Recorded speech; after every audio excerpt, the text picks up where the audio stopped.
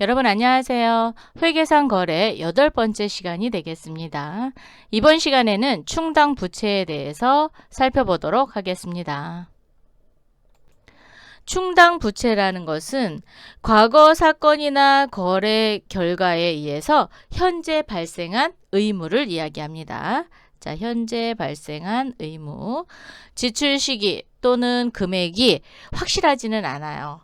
불확실한 현재 의무와 그 다음에 우발 부채가 있어요. 이거를 재무상태표일 현재 존재할 가능성이 높고 금액을 신뢰성 있게 추정할 수 있는 현재의 의무를 충당부채라고 합니다. 그래서 충당부채의 종류에는 한 3가지 정도를 살펴보려고 합니다. 퇴직급여 충당부채.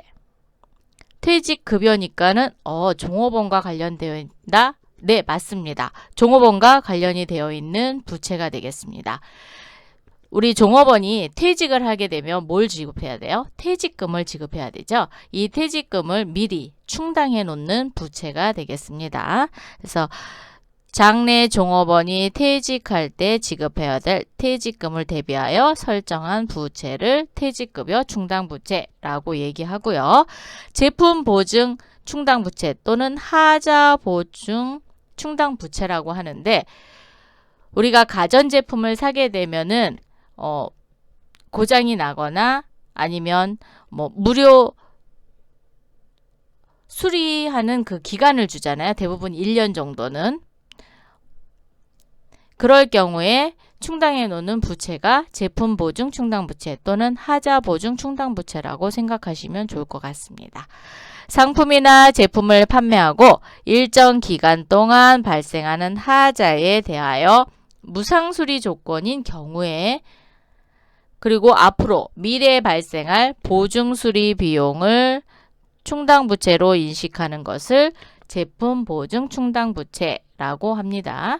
경품 충당부채가 있는데 특정 제품의 판매를 촉진하기 위해서 뭐를 해요? 환불 정책이나 경품 제도를 시행할 경우에 경품과 관련된 비용에 대해서 최선의 추정치를 충당부채로 인식하는 것을 경품 충당부채라고 합니다. 자, 충당부채의 종류를 살펴봤는데 이 중 퇴직급여 충당부채의 회계 처리를 한번 배워보도록 하겠습니다. 퇴직급여 충당부채는 설정을 먼저 한번 해볼게요. 결산일 현재 종업원이 퇴직급여 추계액 앞으로 퇴직을 할 때 어느 정도 나갈 것이다 라고 예상되는 금액이죠. 추계액 100만 원이며 장부상 퇴직급여 충당부채는 없다.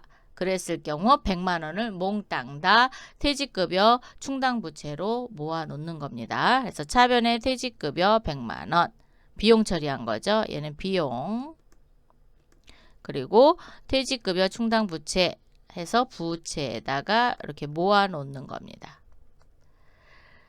결산일 현재 종업원의 퇴직급여 추계액이 100만 원이며 이번에는 합계잔액 시산표를 열어봤더니 즉 장부상 퇴직급여 충당부채 40만 원이 있대요.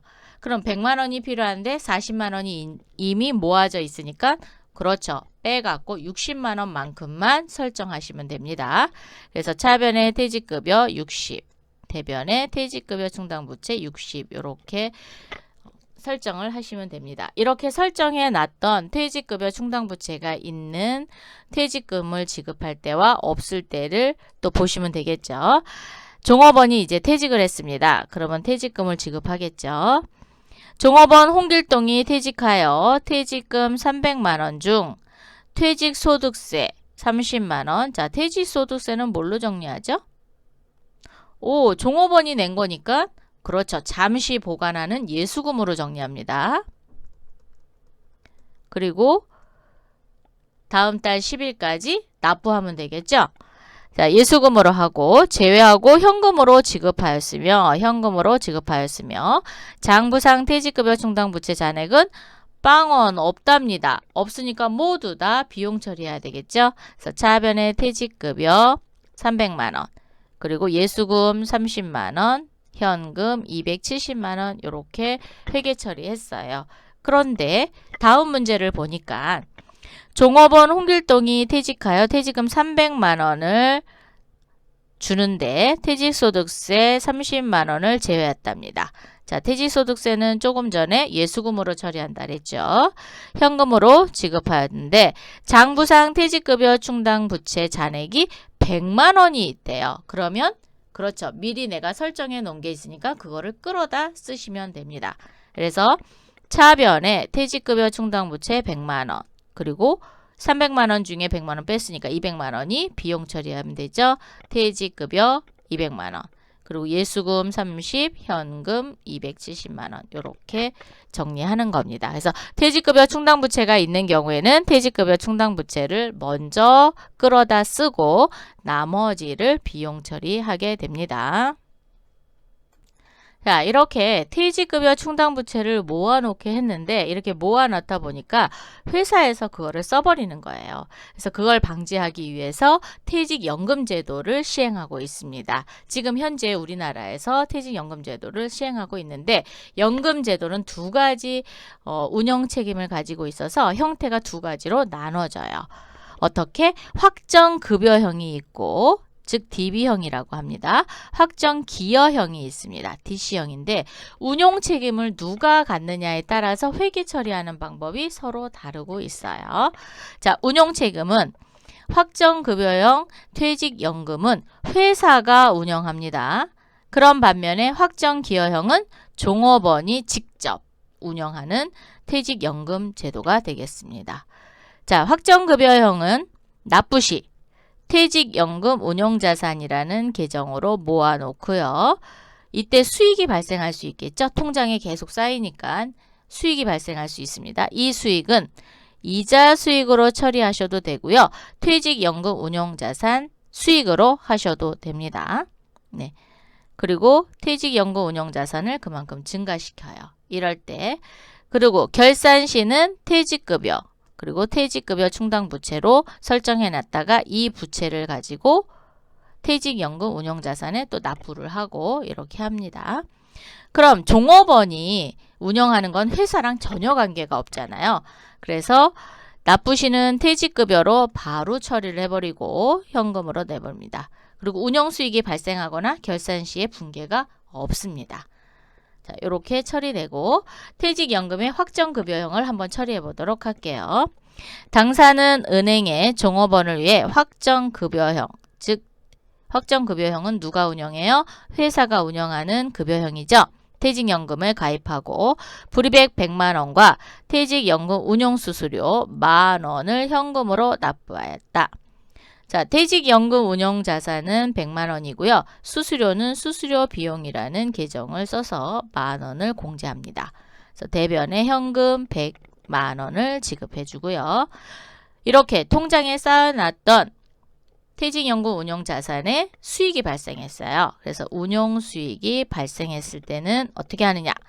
은행으로부터 확정급여형 퇴직연금에 대한 운용수익 3만 원을 연금계좌에 입금됨을 통지받았다. 그러면 퇴직연금 운용자산을 그만큼 증가시켜야 되죠. 그래서 차변에 퇴직연금 운용자산 3만 원, 대변에 이자 수익 3만 원 이렇게 정리하시고 또는 그렇죠. 퇴직연금 운용자산 수익 이렇게 하셔도 됩니다.